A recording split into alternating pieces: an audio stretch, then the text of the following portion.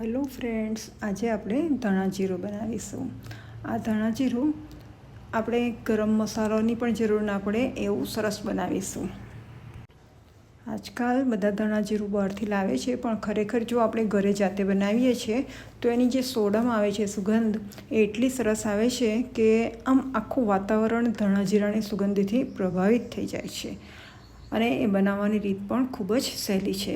જો તમે એક વખત બનાવશો તો તમે એને બનાવીને પણ રાખી શકો છો આખા વરસ માટે. એટલે ઘડી ઘડી એને કંઈ બનાવવા બેસવાની પણ જરૂર નથી. જુઓ, મેં અહીંયા 250 ગ્રામ ધાણી લીધી છે. ધાણી જો સિઝનની હોય તો એ આછા લીલાશ પડતા રંગની હોય છે. એકદમ લીલી હોય તો એણે આર્ટિફિશિયલ કલર ઉમેરેલો હોય છે. આ ધાણીને આપણે એક વખતની ચાળી લેવાની છે, કારણ કે એમાં કોઈ જીવાત હોય કાં તો ધૂળના રજકણ હોય તો એ નીકળી જાય. અને ચાળ્યા પછી આપણે એને આવી રીતે વીણી પણ લેવાની છે. એટલે કે એમાં જો કોઈ મોટું દાડખું હોય કાં તો પછી કાળી પડી ગયેલી ધાણી હોય, કાંકરી હોય, તે બધું એક વખત જોઈ લેવાનું છે. જોકે આજકાલ બધી મશીન ક્લીન વસ્તુઓ આવે છે, એટલે કંઈ એમાં એટલું વીણવાનું હોતું નથી.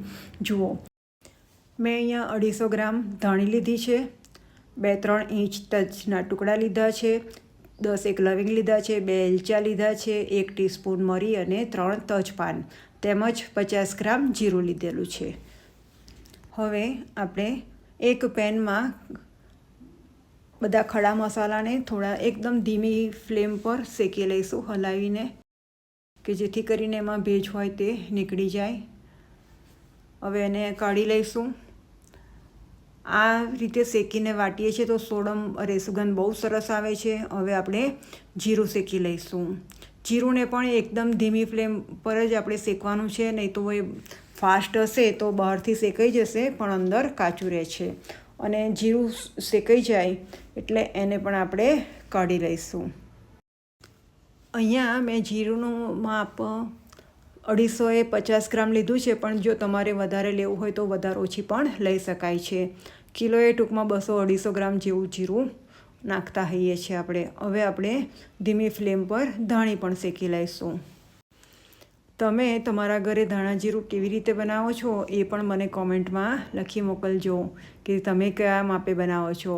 હું કાયમ આ જ માપે બનાવું છું અને બહુ સરસ થાય છે.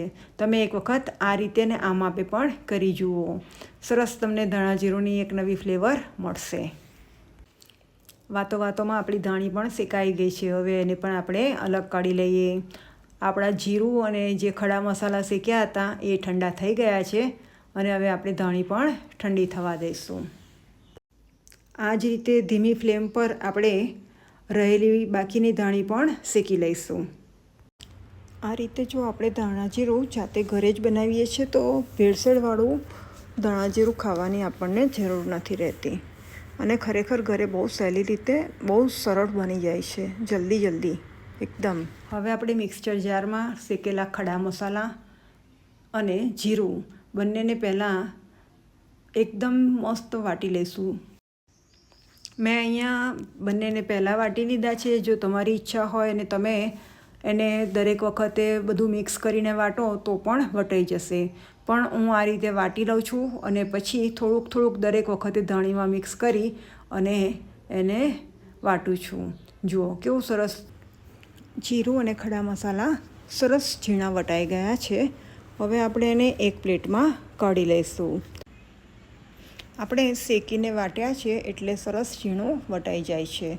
હવે આપણે 1 ચમચી જેવું આ વાટેલ પાવડર અને ધાણી દરેક વખત એ રીતે એડ કરતા જઈશું અને વાટી લઈશું. જો તમારે આ જીરું અને ખડા મસાલા શેકેલી ધાણીમાં જ ભેગા કરવા હોય તો તમે એ રીતે પણ મિક્સ કરી અને વાટી શકો છો. પણ હું એને પહેલાં આ રીતે વાટી જ લઉં છું. તમે કેવી રીતે વાટો છો એ પણ મને જણાવજો. જુઓ, આપણું એક વખતનું ધાણા જીરું મિક્સ થઈ વટાઈ અને તૈયાર થઈ ગયું છે. હવે હું આને દરેક વખતે ચારતી નથી. જો તમારી ઈચ્છા હોય તો તમે ચારી શકો છો. પણ એમ પણ આ જે જીરું અને ધાણીનો પાવડર છે એ થોડો કરકરો હોય તો જ એ મસાલામાં સારો લાગે છે. એટલે મને બહુ ઝીણો પાવડર પસંદ નથી. જો તમારી ઈચ્છા હોય તો તમે એને ચારીને પણ ઉપયોગ કરી શકો. અને ચારણીમાં જે વધે એ બીજી વખતે જ્યારે તમે એને વાટો ત્યારે એને એડ કરી અને ફરી વાટી લેવાનું. આ રીતે થોડુંક કરી અને બહુ એકદમ સળંગ ન ચલાવતા થોડીક વાર ચલાવી અને ધાણાજીરું વાટી લેવાનું છે.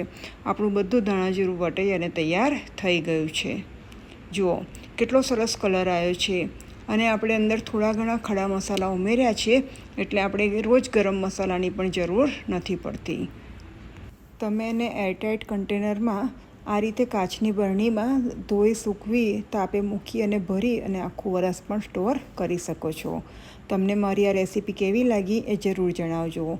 Thank you for watching.